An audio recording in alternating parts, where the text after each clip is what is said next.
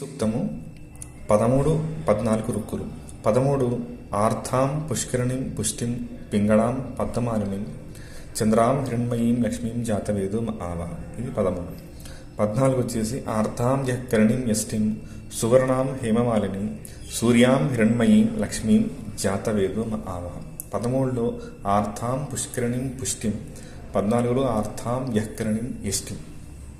పుష్కరిణిం పుష్టిం, యఃకరణిం యష్టిం. First 13 చూద్దాం. పుష్కరిణి ఆర్థం అంటే already మనం ప్రీవియస్ శ్లోకాల్లో మనం మొత్తం విన్నాం దాని అర్థం. ఆర్థం అంటే చల్లనిది, మన శ్వాసకు సంబంధించి పీల్చుకునేటువంటి గాలి అని. ఇది ఏమవుతుందంటే పుష్కరిణి అంటే మన శరీరపరంగానే చూద్దాం. పుష్కరిణి అంటే ఎప్పుడు సంపుష్టి గలది, పుష్టి గలది. దేన్ని పుష్టి చేస్తుంది అంటే పింగళాం. పింగళాం అంటే ఎల్లో కలర్, పసుపు కుంకుమ కలిసి ఉన్న కలర్ని yellow colour, orange colour, sorry పసుపు కుంకుమ ఎల్లో కలర్ రెడ్ కలర్ కలిసి ఉన్నదని ఆరెంజ్ కలర్ వస్తుంది. దాన్ని పింగళ వర్ణం అని పిలుస్తాం. ఆర్థాం పుష్కరిణిం పుష్టిం పింగళ. మనం పీల్చే గాలి ఇక్కడ మనకి ఇడ పింగళ అనేటువంటి 2 నాళ్ళు ఉంటాయి. ఇక్కడ పింగళ నాడి గురించి చెప్పారు. అంటే రైట్ సైడ్ పనిచేసేటువంటి నాడు, మన బాడీలో కుడి అర్ధ భాగాన్ని పనిచేసేటువంటి నాడు అనమాట.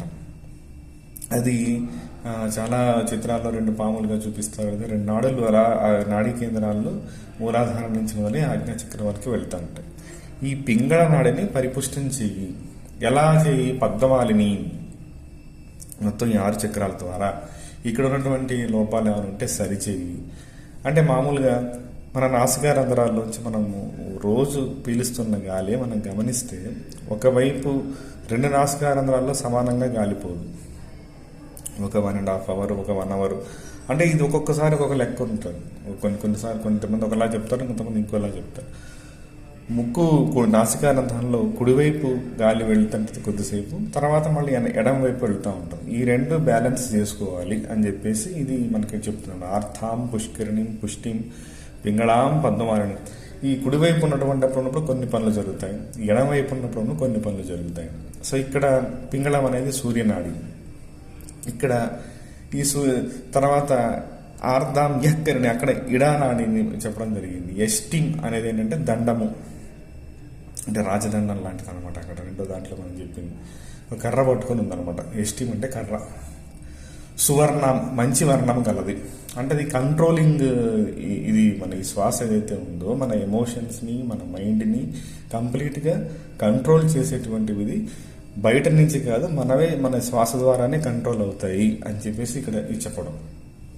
అక్కడ పై దాంట్లో పుష్కరిణి పుష్టిం పింగళం సూర్యనాడిని 14వ శ్లోకంలో చంద్రనాడిని, ఈ రెండింటిని బ్యాలెన్స్ చేసుకోవడం. అంటే ప్రాణాయామం ద్వారా రకరకాల టెక్నిక్స్ మనకి అందుబాటులో ఉన్నాయి. ఈ ప్రాణాయామాల ద్వారా వీటిని మనం కంట్రోల్ తెచ్చుకోవాలి. లోపల ఉన్నటువంటి పద్మమాలిని, ఈ కుండలిని శక్తిని ఈ శ్వాస ద్వారానే ఈ పాయింట్స్ని ఒక్కొక్కటి యాక్టివేట్ జరుగుతూ ఉంటుంది.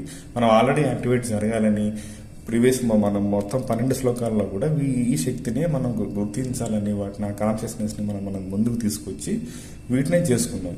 ఈ పర్టికులర్గా 13, 14 ఈ రుక్కుల్లో ఏంటంటే కంప్లీట్గా యోగ విద్యని, శ్వాస విద్యని ఇక్కడ ఇవ్వడం జరిగింది. వీటిని సరైన విధంగా ఆచరించండి.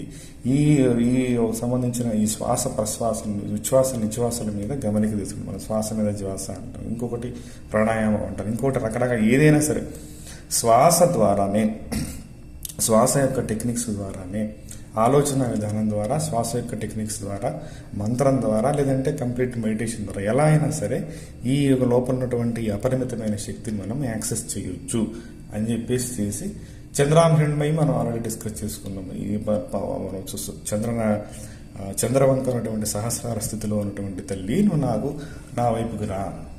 అలాగే ఇక్కడ సూర్యాం హిరణ్మయీం లక్ష్మీం జాతవేదో సూర్య